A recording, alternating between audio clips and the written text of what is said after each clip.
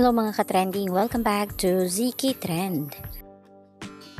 Fresh from their taping ay kaagad ngang dumiretso sina Donnie at Belle sa airport para nga sa ASAP Milan. Kasama nga rito nina Donnie at Belle, sina Kim Chiu at Darren Espanto na kung saan nga ay madaling araw silang nagpunta sa airport para nga sa kanilang biyahe papuntang Milan. Kahit nga buong araw ang taping ni Donnie at Belle kahapon ay talaga namang fresh na fresh pa rin ang dalawa. Makikita dito na overall matchy outfit pa ang isinuot ng dalawa na talaga namang ikinakilig ng mga netizens.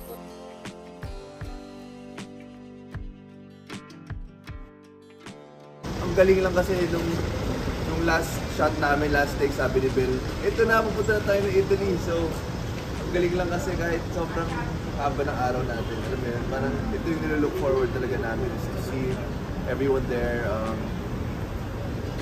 perform for them and to just give them a glimpse of home. And we're just so excited to go to Europe. Guys, mga kapamilya, ito na.